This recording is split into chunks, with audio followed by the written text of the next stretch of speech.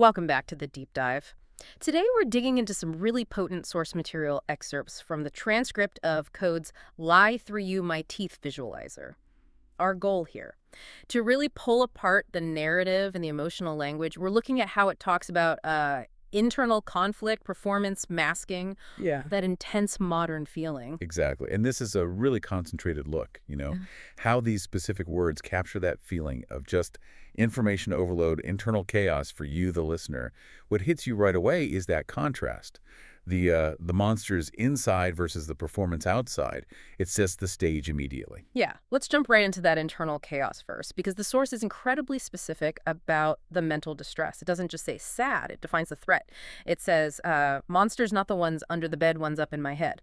That distinction, I think that's crucial. Absolutely. It internalizes it completely. Makes it inescapable, right? If the monsters are in your head, there's nowhere to hide. No external shelter at all. That's such a key part of how we understand anxiety. Now, the enemy isn't out there. It's in here. Mm-hmm. And this leads to what you could call like an interoceptive overload.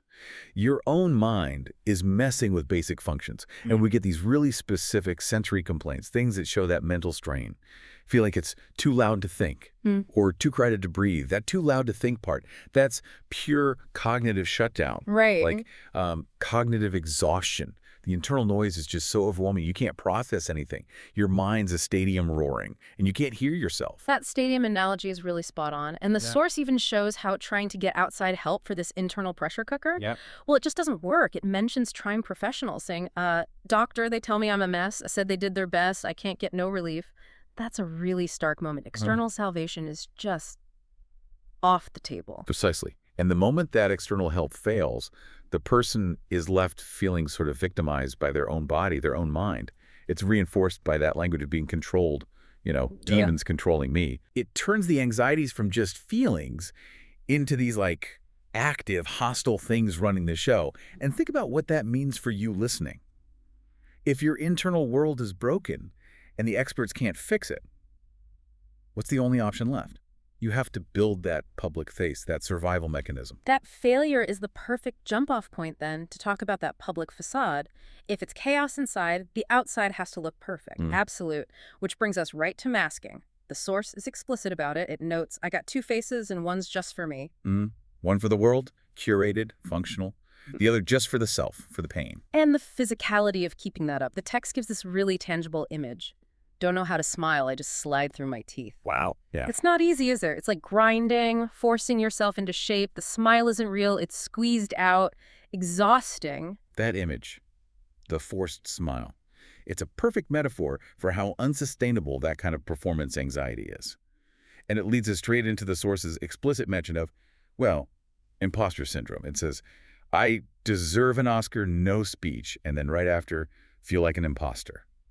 Okay, let's pause on that irony for a second. Right. If you genuinely feel like a fake, an imposter, but your performance of not being fake is so good it deserves an Oscar, doesn't that imply a kind of control that's almost beyond simple faking? That's a really interesting way to put it. The Oscar isn't for being real. It's for hiding the breakdown so effectively. Exactly. The performance is the achievement. It's emotional labor, so convincing it gets the top prize.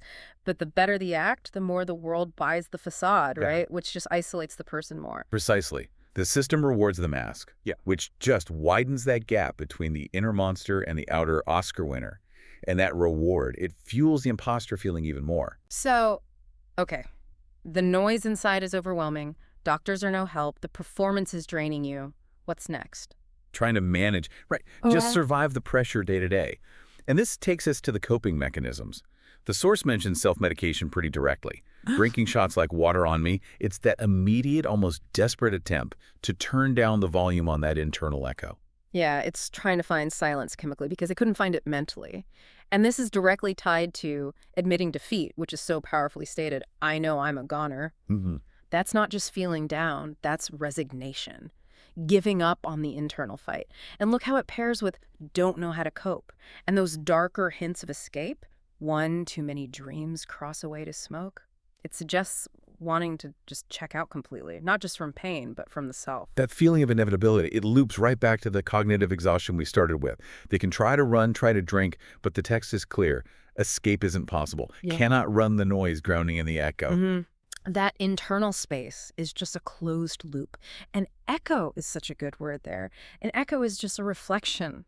You're drowning in reflections of your own internal noise. And that inability to find any quiet. Yeah. That sets up the most powerful, maybe the most heartbreaking contradiction in the whole piece. Being totally visible, yet terrified of being truly seen. Right. On the one hand, there's this constant, almost involuntary vulnerability.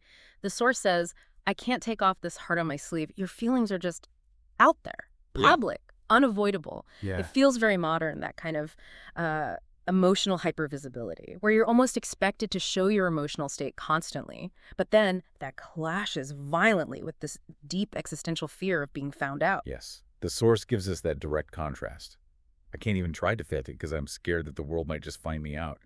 So the heart's on display. Yeah. But the real internal self, the chaos, the failure, the monsters, that's guarded fiercely. Yeah. The fear isn't just being seen as sad, it's being seen as fundamentally broken, maybe unable to function in that performance world we talked about. The conflict isn't just emotional anymore, it's like existential. And the final lines. They lift this whole struggle into a really abstract, high-stakes place. It describes being stuck in places, and my heart is racing by these places where God is doing. That's not a literal place, is it? It sounds like. Being stuck internally, paralyzed by the chaos, while your core self, your heart, is just speeding through some kind of intense, abstract zone. Yeah, if we read places where God is doing, not literally religiously, but as a point of ultimate existential pressure, it really points to a crisis point. Like feeling pinned down right where fate or judgment or some fundamental cosmic stuff is happening. You're paralyzed, watching your own spiritual or emotional collapse happen at high speed. So to wrap this up for you, the listener, Okay. this deep dive really shows this incredibly well-articulated experience, feeling totally exposed but also completely isolated. The lyrics map out that cognitive dissonance, the huge effort needed just to keep up that Oscar-worthy performance. Yeah. And that effort, it's unsustainable. It ends up feeding the very chaos it's trying desperately to hide. Right. It's a cycle that can't hold. If the world only sees the performance, the Oscar winner, and the real face is kept hidden just for me, then you're living on false validation, a vacuum.